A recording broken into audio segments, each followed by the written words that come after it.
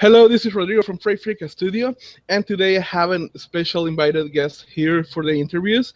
It's my pleasure to introduce to you all Tomm Moore, which is the director and co-founder of Cartoon Saloon, and also the creator of two amazing movies, one being The Secret of Kells, and the other one being Son of the Sea.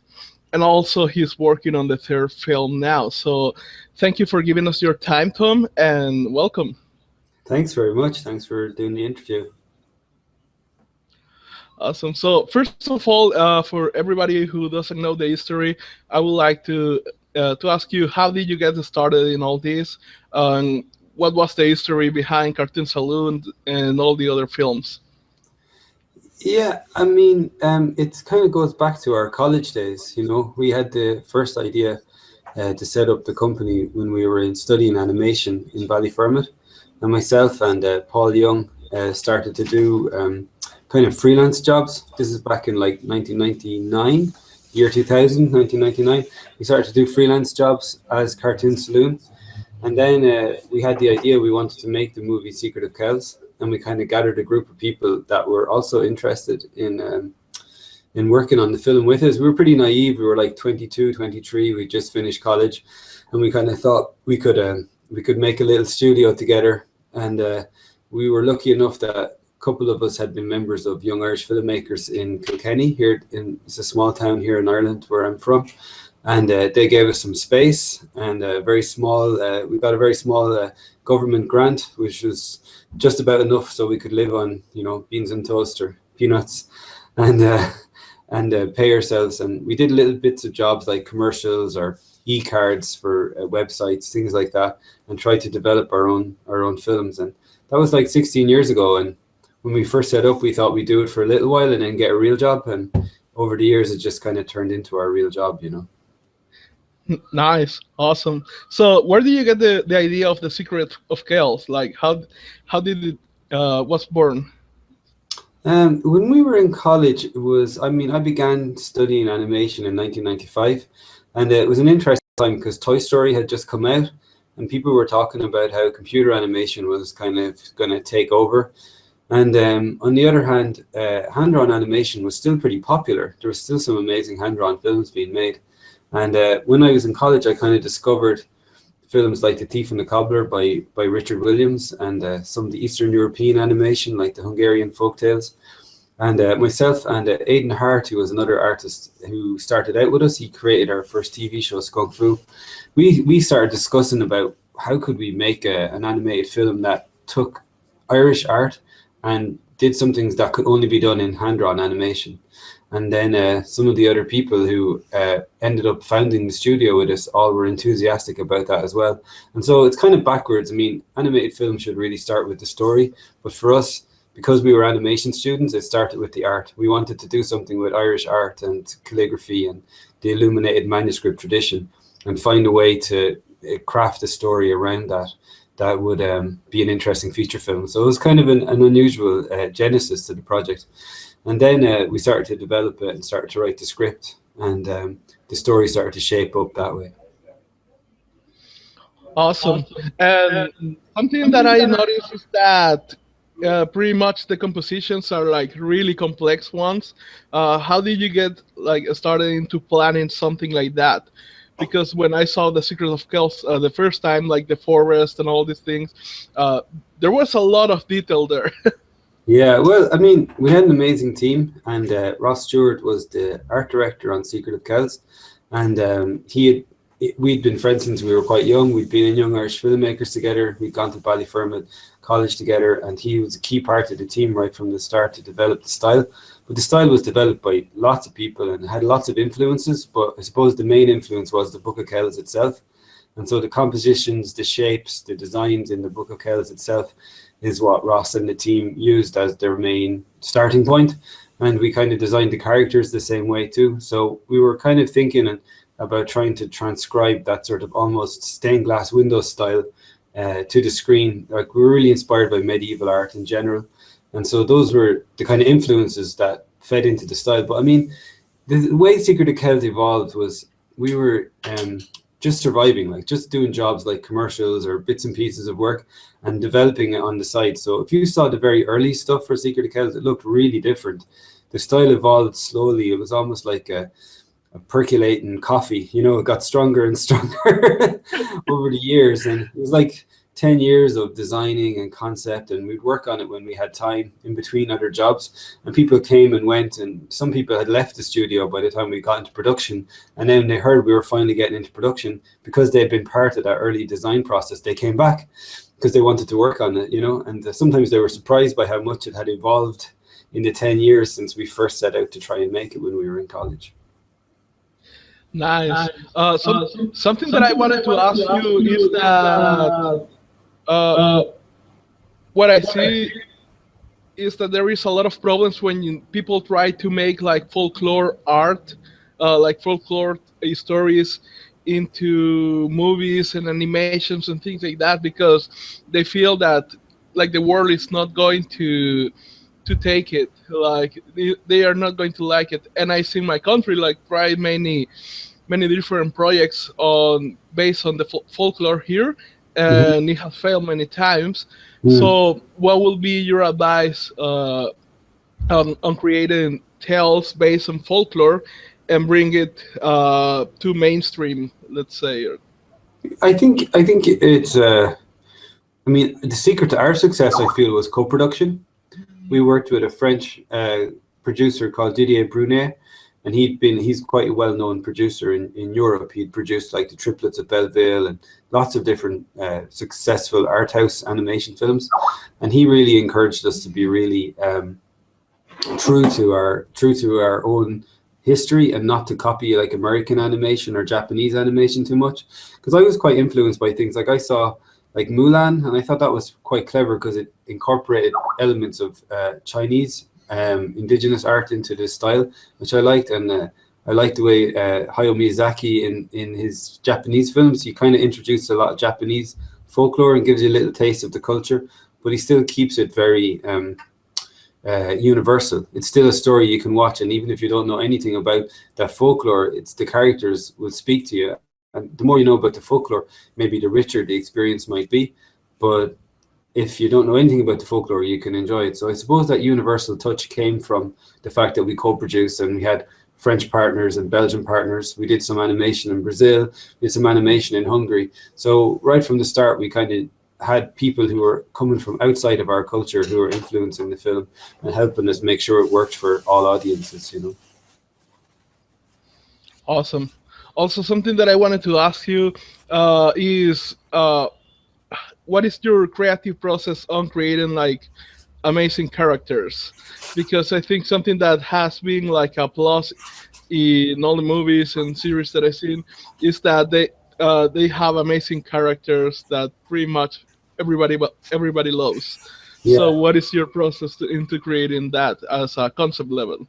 I think that's a good point that's worth making, and I think that you can say that, for example, about Miyazaki's films, because very often you do see interesting design styles or interesting folklore ideas, but if the characters aren't interesting, it won't really travel to people who don't know anything about the references or the folklore, you know.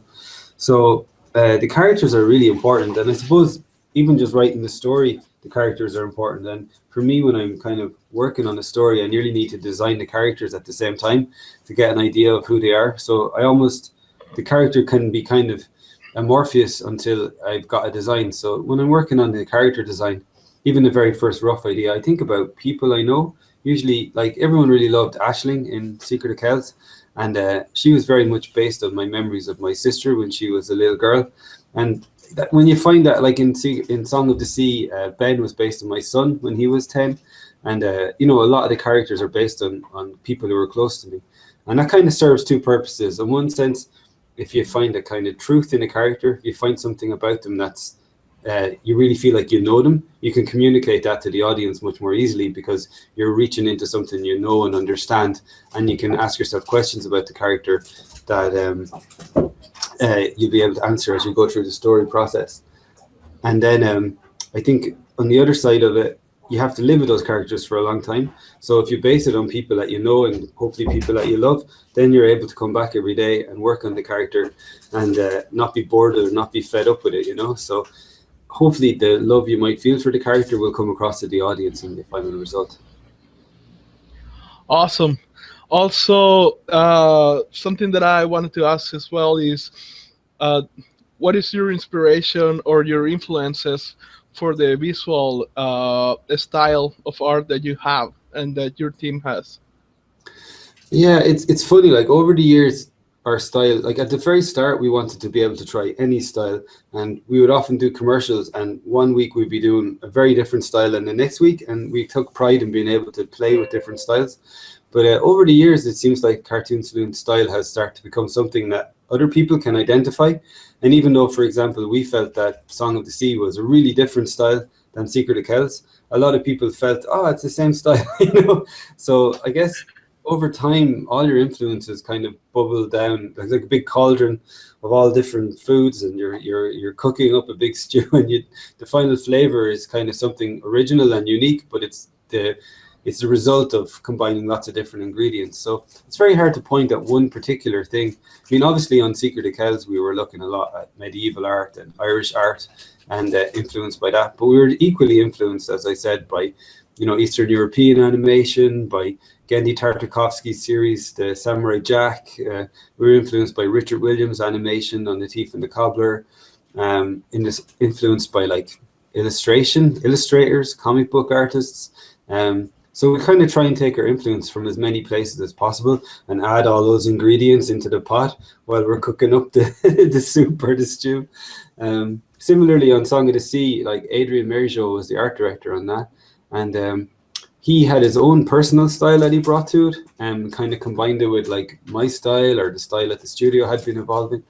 And his style was very influenced by really different places, like where I would have been looking at Irish art or rock carvings and stuff.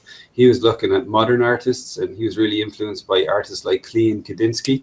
And he brought that influence in and kind of added it to the pot and stirred it up. And that's why the flavor keeps changing subtly, even if people always recognize it's coming from us. Awesome.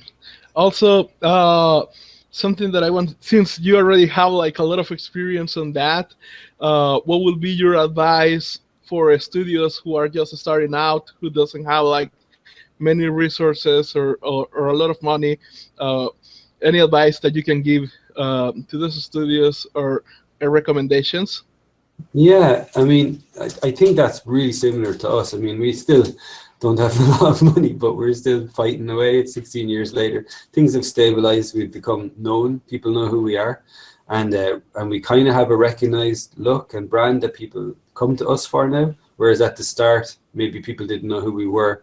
So we really focused at the start on doing the best work we could and finding our own voice and making our own projects. So even if we were earning our living doing work for hire, which wasn't always the most interesting work, you try to always have your own projects going on the side. So, at the very early days, we just did shorts. We did a lot of shorts, and that kind of put us on the map, made people take notice. If you do a good short and it gets played in festivals all around the world, that's really good advertising for the studio and for the artists that worked on it. And the other piece of advice we got really early on was to keep showing up.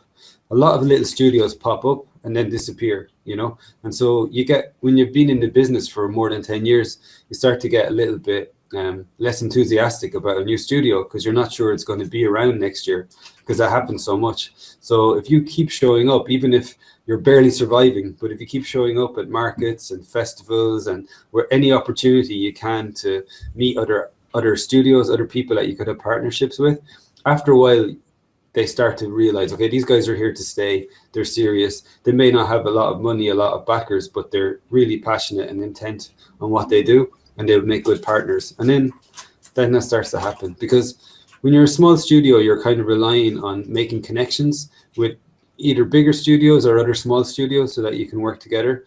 And those kind of partnerships are at least the secret to our success, I think. Like the co-production model really works well for us.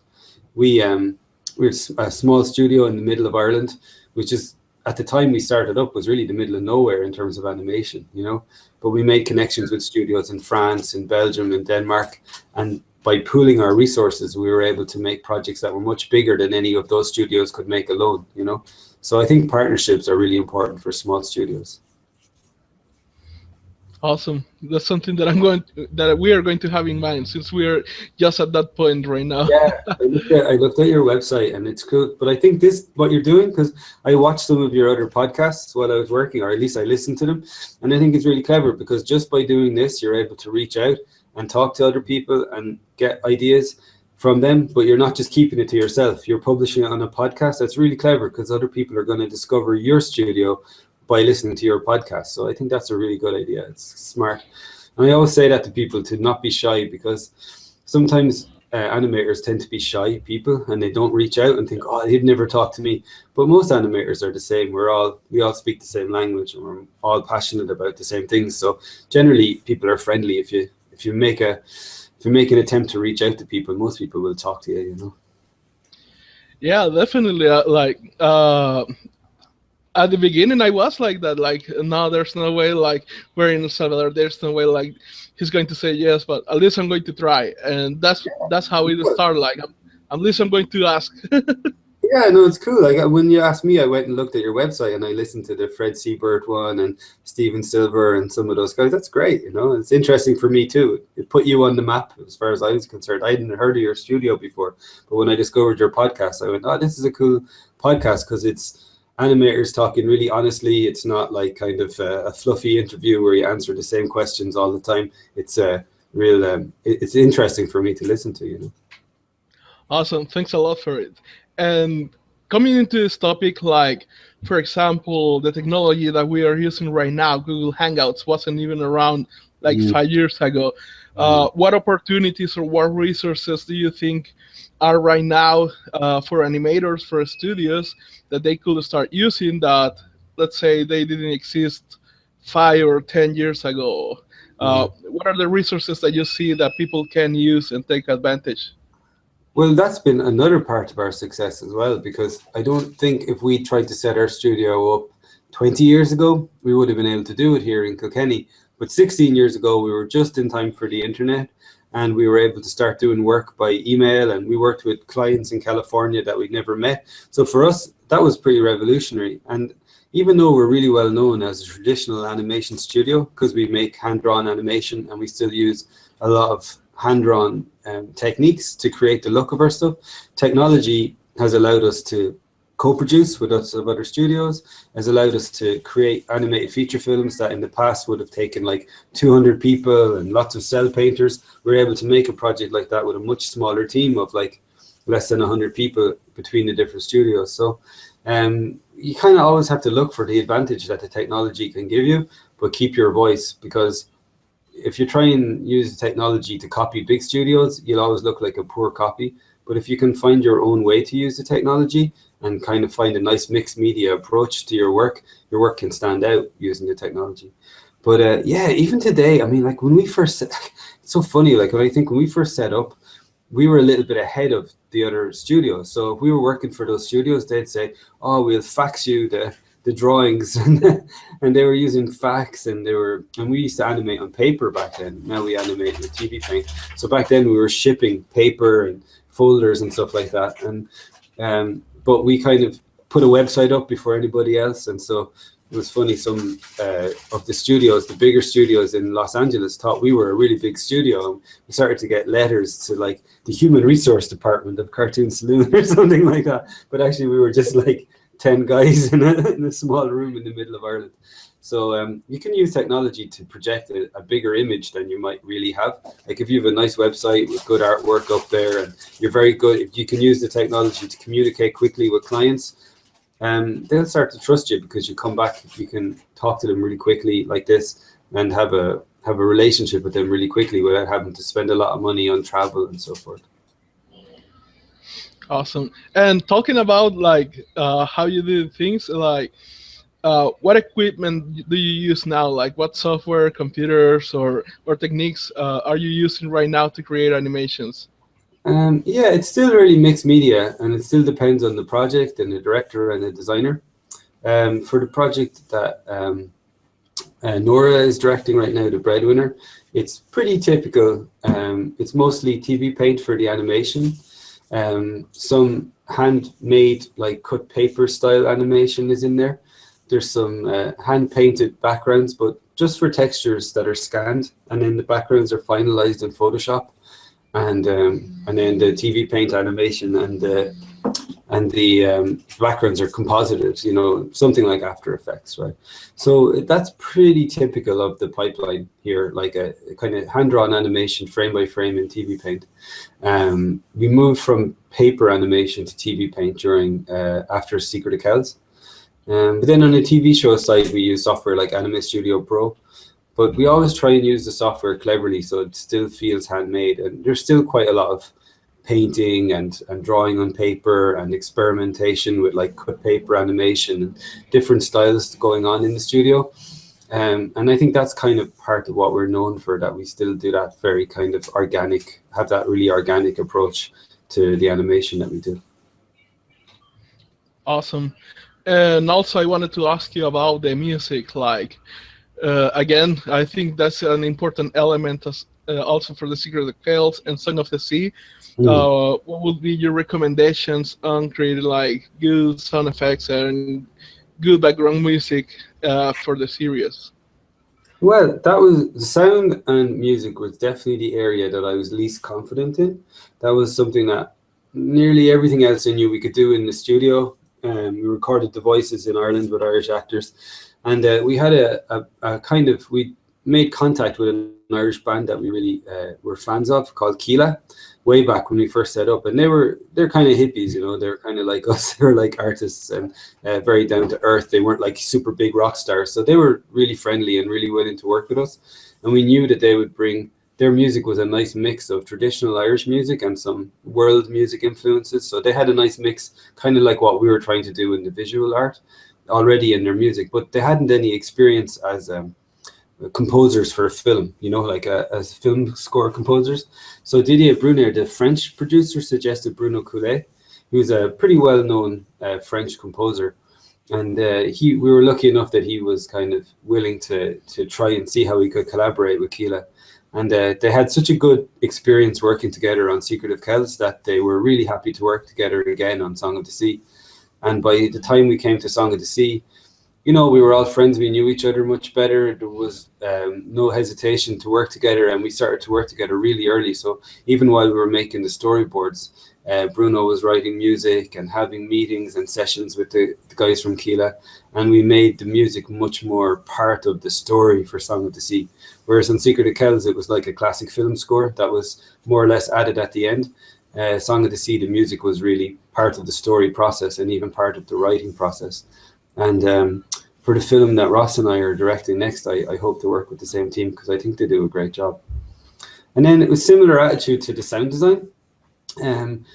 Because the artwork is so much based on like real textures and real kind of has a sense that you could touch it, like has a real sense of like organic textures, real paint and stuff. We kind of wanted to keep an authenticity to the sound design. So we had great fun. Like Felix Davin was the sound designer, and he came over and we did a little tour to the west coast of Ireland, to the places that had inspired me for Song of the Sea. And he had like an aquaphone and just very guerrilla style, you know, like he just went out and recorded, made lots and lots of recordings, made a big library of recordings. And that's how he did the sound design. Like he would go and seek out the exact kind of car that the grandmother was driving, or he'd go and try and record the birds wild. And rather than just relying on like internet library sound effects, he went and did some original recording. And I think that's what made the sound design so rich, because it was really based on real environments, you know, and it was fun to do as well. Awesome. Also, something that comes, and this is something that I try to ask like almost in all the interviews.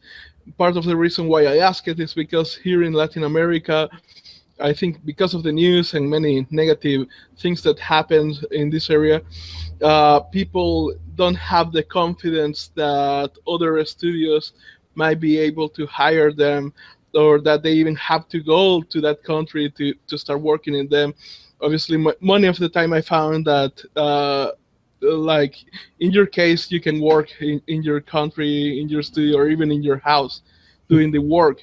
But how do you see the possibility for people in Latin America to actually get jobs in the studios, or other opportunities of big projects on Europe or United States or Australia or whatever? Oh yeah. Well, I mean, talent always, if someone is offering something unique, those studios will find a way to bring you inside, to work on it. I mean, that's what happens, but you kind of have a choice. You can go and try and find a way into those studios and work your way up, or you can work on your own projects and try and find a way to have your own voice and use the internet to get your work out there. And probably if you do something really cool and really impressive in your own country, then those bigger studios will come knocking. And then you're going to have to ask yourself the question, do you really want to go, or do you want to keep going working on your own stuff where you're from? I mean, that was my story. I didn't never went to work in any of those big studios, but I did have a period when I asked myself, maybe I would like to go and work there. But by that stage, I had gotten so used to having my own studio and having my own way of working that I decided to keep going with what I was doing here. Yeah, I definitely can relate with that. Yeah. And in the same topic, what are the most common mistakes that you see people making into this industry? Most common, I think there's too many people only looking at other cartoons and copying other cartoons. Too many people look at what's popular and try and do a copy of that, and that never really works. Really, I think I remember, I think it was in 1999 or 2000. I went to Cannes and I saw this big weird yellow character, and I said, "That's weird. I've never seen anything like that on TV. I don't think that show is going to work." But it was SpongeBob SquarePants, you know what I mean? And the reason it worked so well, it was so original. No one had seen anything like it.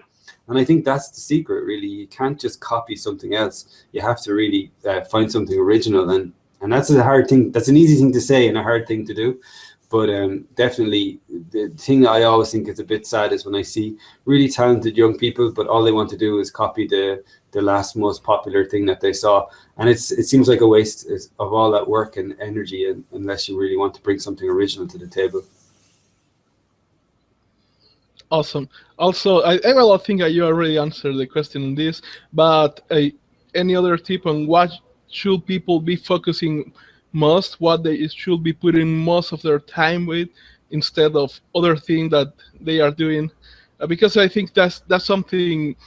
For example, I see a lot of people, artists who are already have a good level, that they have like the minimum requirement as the quality of their art, but maybe they are missing the professional part and how to present themselves, or even the how to market or get people to know their own projects. What would be the thing that you think they should be putting most of their time with? Well, I don't know. It's a hard one. It's different for everybody. I mean, some artists are really happy just to be artists and to work in a studio, and then they really compete by the quality of their art. And then other people are they're artists, but they're also interested in like having a studio and reaching out and meeting people. And I was lucky because I had partners. Like one of the partners, Paul, he's a really talented artist too, but he kind of decided early on that he was happy to go and spend time meeting other studios and making connections, and that left me and Nora a little bit more free to deal with the studio and work with the artists here in the studio and work on our own projects.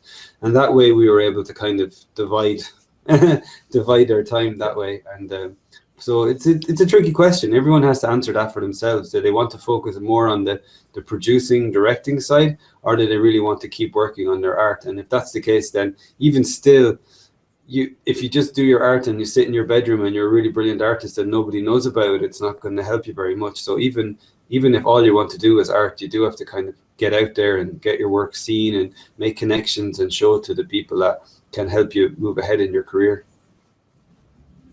Awesome. And I see that. Pretty vague, I know. No, go ahead. No, I don't know. It really, I think it really varies from artist to artist. Okay. And I see that you released 2 pictures about wolf walkers and the history, like the reason, even if it was little, like it looks really interesting. Can you talk us a little bit more about that project? Well, all I can really say, I can't really say much more than what we Yeah. released because it's such early days. The story's changing a lot. We're in that kind of script development phase, but we've already been working on the script for more than a year, and we've had the idea, I think, already for 4 or 5 years. It's crazy how quickly the time passes. But I'm working again with Will Collins, who wrote Song of the Sea with me, and this time I'm co-directing it with Ross Stewart, and it's another kind of Irish folklore. It's set in Kilkenny, the town that I grew up in here, and it's based on Irish folklore about people that when they fell asleep, they kind of a wolf. They could leave their bodies in wolf form, you know. So they're not really werewolves. They don't transform into wolves, but they have a kind of an avatar form of themselves that's a wolf. And so it's an interesting folklore to play with. You know, we're dealing with themes about like wildness and civilization and just simple stuff about friendship as well. Nice. And what are your plans for the future? For the future of Cartoon Saloon, like, what do you have in mind right now? What I think is really interesting as I get older is I'm really excited to make Wolfwalkers, for example, but I see some of the younger artists and some of the other artists here in the studio who have really exciting ideas and really interesting projects. And I'd like to imagine that we could create an environment here in Cartoon Saloon where other people's projects become the main projects. So it's not just like me and Nora who are the main directors, but some of the other artists start to become directors themselves and develop their own projects. And I think that would be really exciting for me to kind of move into more of a creative producer role and see all those cool projects that other people are coming up with, you know. Awesome. And I saw also the pilot of Eddie of the Realms Eternal, Oh yeah. and I like it very much. And at the same time, we learn a lot because we have like we felt that the story was advancing so fast, like it was a lot of happening in really short amount of time, which actually helped us out because we have a project right now that we are doing that has the same fast pace. Yeah. So we got some ideas. So how is that project doing right now? Like, are we going to see more episodes from the series soon? I hope so. I think Amazon are really happy with it. I mean, the thing about Eddie is it was a project that was created by two writers in Los Angeles, and they brought it to Amazon, and Amazon brought it to us and asked us would we like to work on it. And so Paul Morris, who's one of the younger directors here in the studio, he'd made a short film with us before, was interested to take it on, and so he took it on and started to develop it with the team here. But it wasn't a project, for example, that came from Cartoon Saloon. It's a project that kind of came from Cartoon Saloon, and then we kind of adopted it and made it another one of our children, you know. So we don't have a huge amount of control over whether or not that project gets more episodes because it belongs completely to Amazon. So at the end of the day, it's down to Amazon to decide if they want more episodes, but I'm pretty confident that they will because they were quite happy with the result. And that's something new as well because I didn't knew that Amazon was taking on these on cartoon animations as well. Like that is something definitely new to me. I think it's a really exciting development in animation and for film and TV in general that these new platforms are opening up, like Netflix and Amazon, because we've just done a TV series with two terrestrial broadcasters, Nickelodeon and RTE, which is our local channel, but worldwide it's with Netflix, and it's really interesting because that means that our show is seen all over the world by anybody who has a Netflix subscription, and we know that Netflix is in almost every country. So for creators, it's a really great new way to get their work seen and to kind of sidestep the traditional process. Because when you try and make a sale to Disney, they're only going to make like 6, maybe 10 greenlight new series every year, every 18 months. And so if you're not one of those 6 or 10, you don't have many options.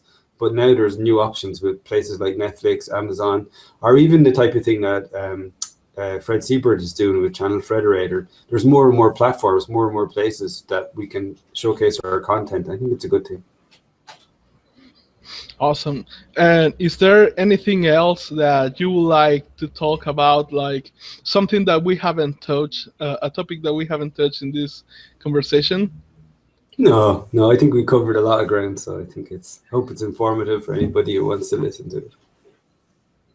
Awesome. And any advice for that you can have for animators, illustrators, and people that are listening right now? Any advice? I suppose it's the same advice that I gave earlier. Don't be shy, show up, make connections, reach out, talk to people, and that's how you can move forward. Aside from the obvious, keep practicing thing. Yeah. Awesome. So I would like to thank you a lot for giving us this moment of your time to us and to give us all your knowledge into all these topics, because it's also helping us out to grow out, to start doing our own things and to not make mistakes, which we already made a lot.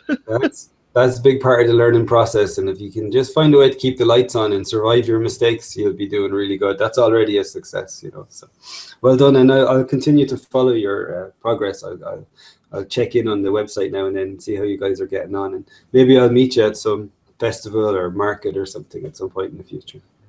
Hopefully, we want to go to a couple of festivals this year, so those will be our first. But yeah, I hope we can meet in person in some of them. That would be great. Okay, well, thanks a lot. I'll talk to you again. Okay, thank you, Tom. See you later, Bye-bye. and thanks everybody for listening.